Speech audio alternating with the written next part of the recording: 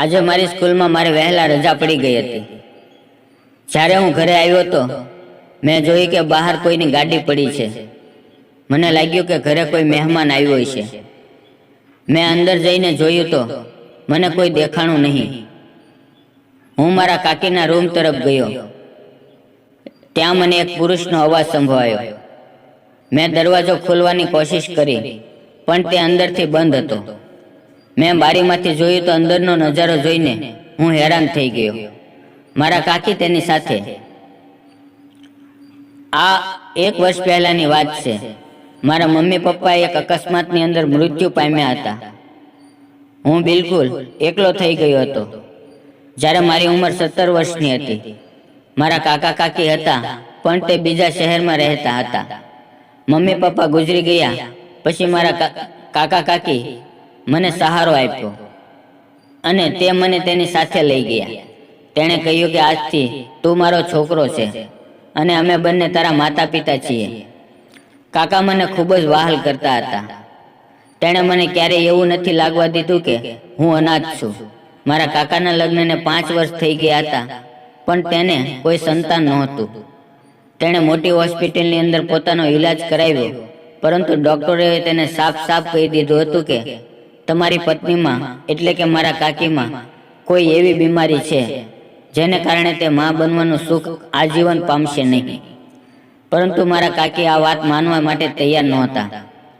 તે એમ જ કહેતા કે તમારામાં એટલે કે મારા કાકામાં કાંઈ ને કાંઈ તકલીફ છે. આ વાતને લઈને તે બંને વચ્ચે રોજ ઝઘડો થતો. મારા કાકા એક મોટી કંપની અંદર મેનેજર હતા, એટલા માટે તે પોતાના કામમાં ખૂબ જ વ્યસ્ત રહેતા. ક્યારેક તો તે 3-4 દિવસ સુધી ઘરે પણ આવી શકતા નહોતા.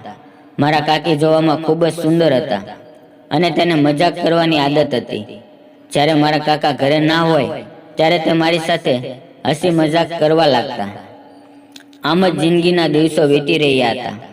હું અત્યારે 12મા ધોરણમાં અભ્યાસ કરું છું અને થોડા સમયમાં મારી એક્ઝામ પણ છે, એટલા માટે ખૂબ જ મહેનત કરવી પડે છે. થોડા સમય પછી કાકી મારી સાથે વિચિત્ર વર્તાવ કરવા લાગી.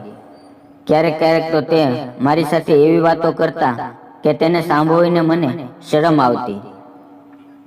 એક દિવસ હું મારા રૂમની અંદર બેસીને મૂવી જોઈ રહ્યો હતો. મૂવી ખૂબ જ મજેદાર હતી. મૂવીનો ધીમો અવાજ કાકીની રૂમની અંદર પણ જતો હતો, કારણ કે તેનો રૂમ મારી બાજુમાં જ હતો. થોડી વાર પછી તેણે મારા રૂમનો દરવાજો ખખડાવ્યો. મેં દરવાજો ખોલતા પહેલા ટીવી બંધ કરી દીધું. તે મને પૂછવા લાગી, કયું મૂવી જોઈ રહ્યો છે?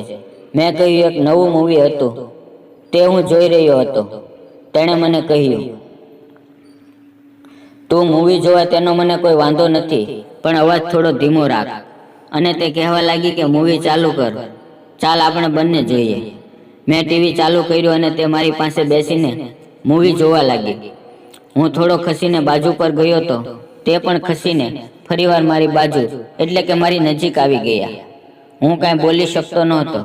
મારી હાલત ખરાબ થઈ ગઈ હતી. હું વિચારતો હતો કે હું શું કરું. મને કાંઈ સમજમાં આવતું નહોતું. થોડી વાર પછી કાકી ધીમેથી બોલી, તે ક્યારેય ખેતર ખેડ્યું છે? મેં કહ્યું, નહીં કાકી, મેં ક્યારેય ખેતર ખેડ્યું નથી. શું તું ખેતર ખેડવાનું શીખવા માંગે છે?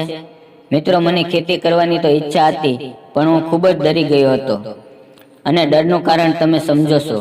આજ હું પહેલી વાર આ અહેસાસ કરી રહ્યો હતો. મેં મારા કાકીને કાંઈ જવાબ આપ્યો નહીં. ત્યાં અચાનક દરવાજાની ઘંટી વાગી. કાકી મારા બાબા પર હાથ મૂકીને ઊભી થઈ ગઈ અને દરવાજો ખોલવા માટે જતી રહી. કોઈ આવ્યું હતું. કાકી તેની સાથે હસીને વાતો કરી રહ્યા હતા. મેં આજથી પહેલાં તેને ક્યારેય મારા ઘરે જોયો ન હતો.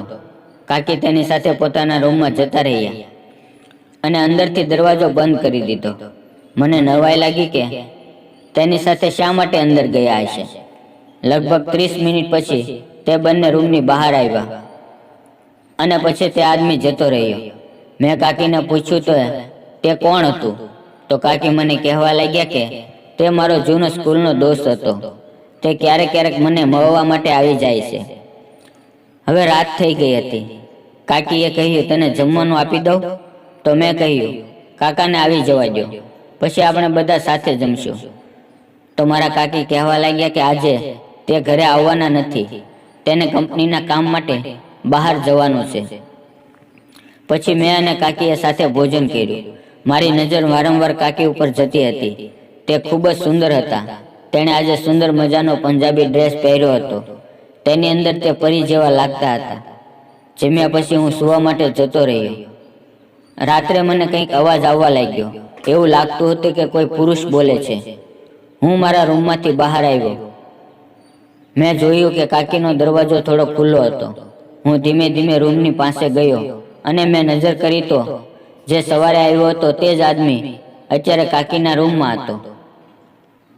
હું વિચારવા લાગ્યો કે આટલી મોડી રાતે તે મારા કાકીના રૂમમાં શું કરે છે. તે બંનેને વાતો કરી રહ્યા હતા. તે આદમી મારા કાકીને વારંવાર કહી રહ્યો હતો કે તું મારી સાથે આવ, હું તને ખૂબ જ ખુશ રાખીશ, હું તને કોઈ પણ વાતની ખોટ આવવા દઈશ નહીં, આપણે બંને લગ્ન કરી લઈશું, તું તારા આ પતિને છોડી દે. મારા કાકીએ કહ્યું કાલે હું તારા ઘરે આવીશ અને આપણે બંને ત્યાંથી કોર્ટમાં જઈને કોર્ટ મેરેજ કરી લઈશું. હું વિચારવા લાગ્યો કે મારા કાકા મારી કાકી માટે આટલું બધું કરે છે.